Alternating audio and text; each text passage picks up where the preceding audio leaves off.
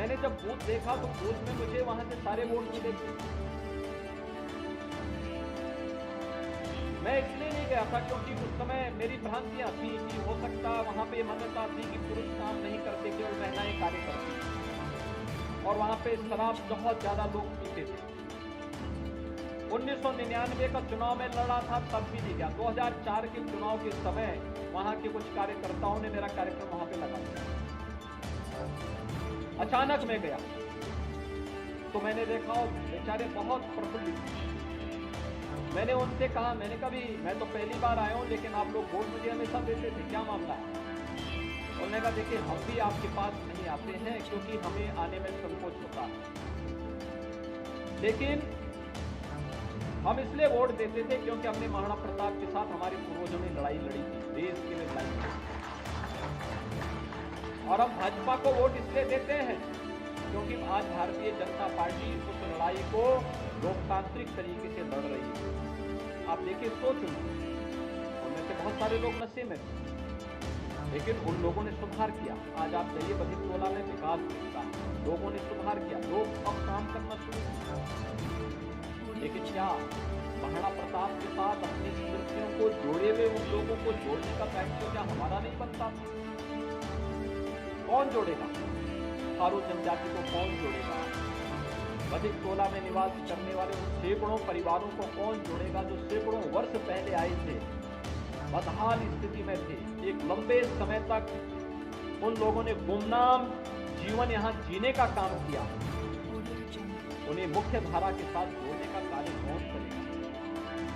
समाज में दबे कुचले लोगों की आवाज को कौन शासन की योजनाओं के साथ जोड़ने का कार्य करेगा?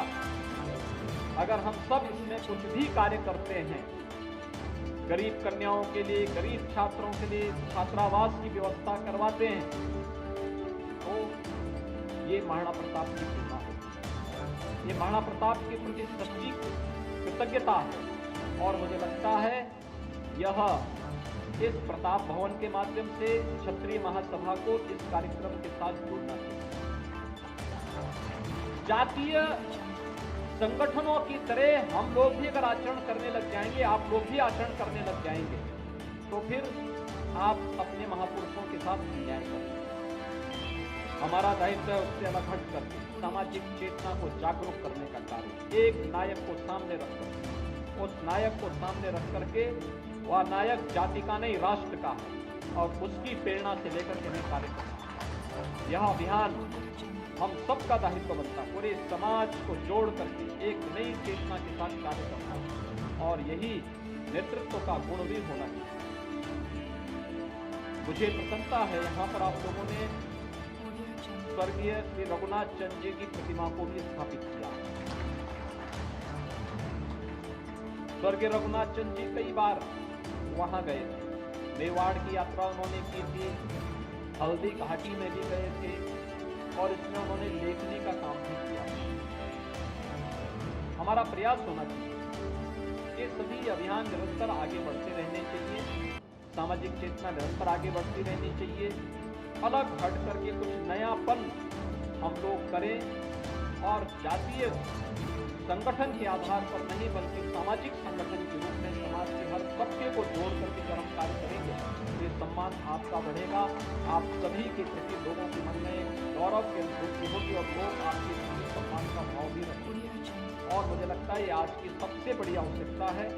मुझे बहुत प्रसन्नता है कि महाराणा प्रताप की भव्य और दिव्य प्रतिमा, यानी पूरी प्रतिमा ही मैंने देखा यहाँ पे कि ये केवल एक सामान्य पत्थर नहीं, ये तो अपने आप में ग्रेनाइट की एक भव्य प्रतिमा है, ब्लैक ग्रेनाइट की प्रतिमा तो है ही, लेकिन ये अपने आप में ये प्रतिमा बहुत कुछ कह देती है आपके योगदान के बारे में और इन कार्यक्रमों के बारे में।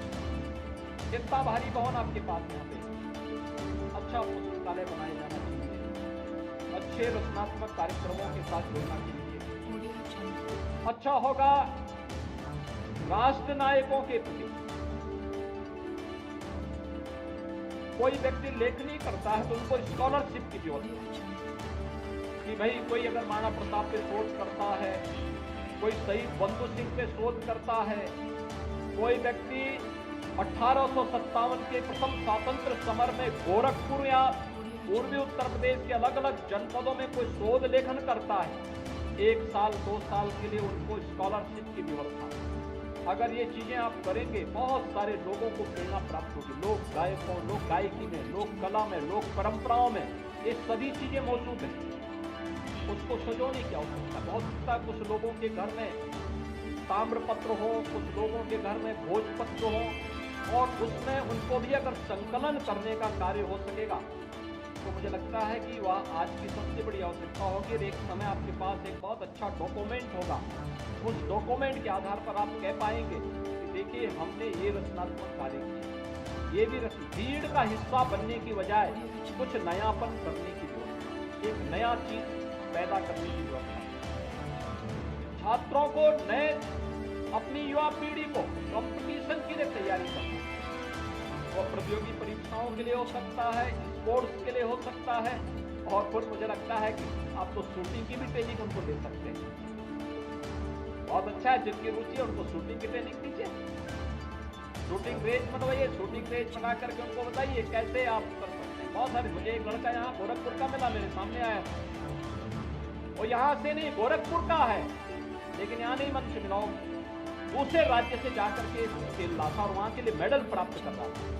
फिर मैंने प्रशासन से कहा, मैंने कहा इस बच्चे को राइफल दो, इस बच्चे के लिए शूटिंग रेंज बनाओ यहाँ पर, जिसके वह खेल में आगे आ सके। और मुझे लगता है हमारा दायित्व बनता है, स्पोर्ट्स में हो, प्रतियोगी परीक्षाओं में हो, या गरीब छात्रों के लिए आगे बढ़ने के लिए जो कार्यक्रम आगे बढ़ सकता है। याद रखना, पूर्वी उत्तर प्रदेश के बच्चों के लिए पूज्य महंत अवेद्यनाथ जी महाराज ने प्रताप आश्रम बनाया था। प्रताप आश्रम में 250 से 300 बच्चे हर समय रह करके शिक्षा अध्ययन करते थे, आज भी करते हैं, बड़ी संख्या में बच्चे आज भी वहां रह करके अध्ययन करते हैं। और उस प्रकार का एक मंच देना, हर समुदाय के बच्चे हैं, गरीब बच्चा कोई भी हो, किसी भी जाति का समुदाय का है, अगर वह गरीब है, पढ़ना चाहता है, मंच आपका होगा, लेकिन वह आकर के पढ़े, कल वह आपके लिए को बनेगा। कल कभी कोई ऐसी स्थिति आती है, उस समय आपके साथ खड़ा होगा, भामाशाह के रूप में खड़ा होगा, उस समय वह कुंजा के रूप में खड़ा होगा, उस समय वह कोई भील और मीना सरदार के रूप में आपके साथ खड़े होकर के समाज की लड़ाई में आपका योगदान देने और देश और धर्म के लिए कुछ कर गुजरने की प्रेरणा उसके मन में होगी। वह भाव हमें पैदा करना होगा। आज के इस अवसर पर मैं एक बार फिर से राष्ट्र नायक महाराणा प्रताप को आपने सावन की इस माह में स्मरण करके उनकी भव्य प्रतिमा लगाई है। राष्ट्र नायक को इस अवसर पर कोटि कोटि नमन करता हूं।